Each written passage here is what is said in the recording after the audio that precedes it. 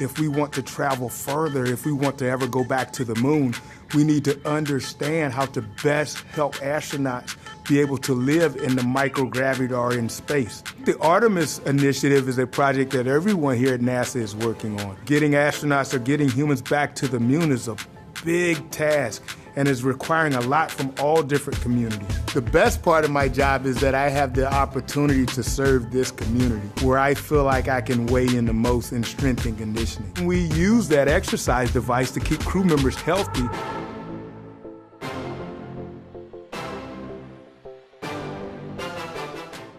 My name is Corey Twine, and I am an astronaut strength and conditioning specialist here at Johnson Space Center. My job here at NASA is to train the astronauts physically so they are ready for spaceflight. If you think about spaceflight, it's pretty stressful, the stress on the body. Because of that, astronauts have to be in really top shape or physically fit in order to go to space safely. So astronauts up in space are scheduled to work 2.5 hours a day, 6 days a week. Right now, we have a suite on International Space Station of 3 exercise machines. We have the TLC, which is up there now, which is like a bike, or some call it a unicycle. It's pretty interesting because you don't need a seat in space. The second exercise device that we have up there is the T2, or the treadmill. And that machine weighs in for cardiovascular benefit. They have a harness, almost just like a vest, and then there are bungees strapped down to the treadmill, pulling them into the treadmill. The last one that we have up there is the ARED, or Advanced Resistive Exercise Device, which is the acronym, and we basically just lift weights with that machine. So the fun part of really just barbell weightlifting. One of the things that I do, or we do in my group, is responsible for is we train the crew members on the ARED. And it's important for us to make sure that they have the knowledge of exercise technique and also the function of the machine so they can do that safely while they're in space. One of the things I think people would be surprised by is that astronauts on the International Space Station can call us here at home. I had a call one day from one of the astronauts on the International Space Station that called my cell phone. It scared me initially because it said U.S. government. So when I answered the phone, it was the astronaut. It's like, oh, hey, hi. And we ended up talking, and they had a question about their training, but it was a great asset also because we were able to adjust and then do some things to help their training instead of going through email. I think one of the best ways to motivate people when they're training is to really keep records and to show them improvement. And then when people see that improvement, then it moves to intrinsic motivation where it's not us dependent to motivate them. And they see the benefit of what they're doing. And that is good because we can actually quantify or characterize crew members' cardiorespiratory fitness pre-flight.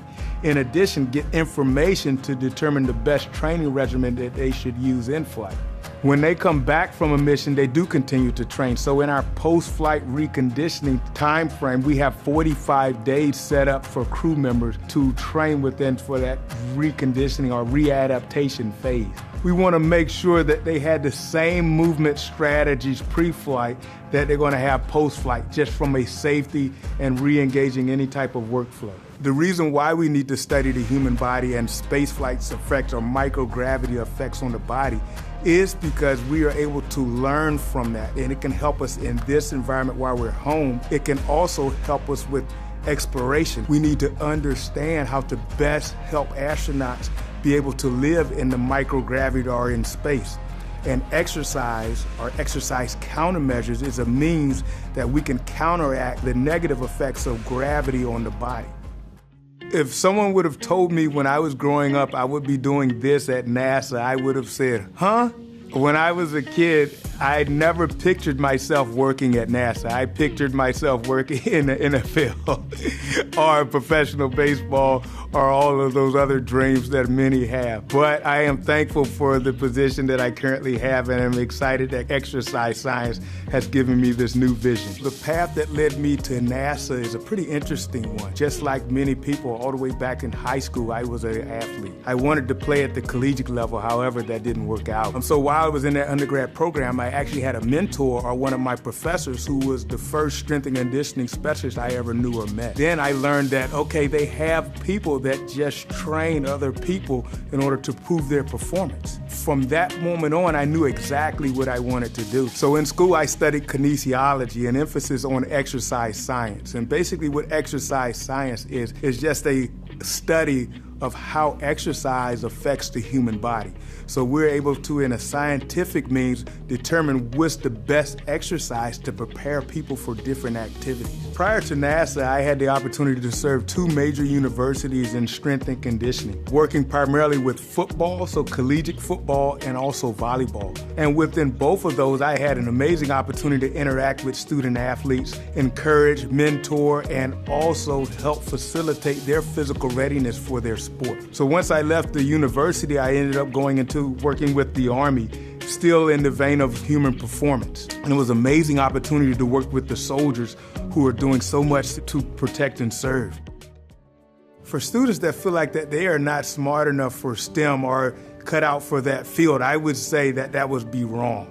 I say you have the opportunity and ability to study, find resources, find people in the community, find someone to help you study more, and then continue to do it and just don't give up.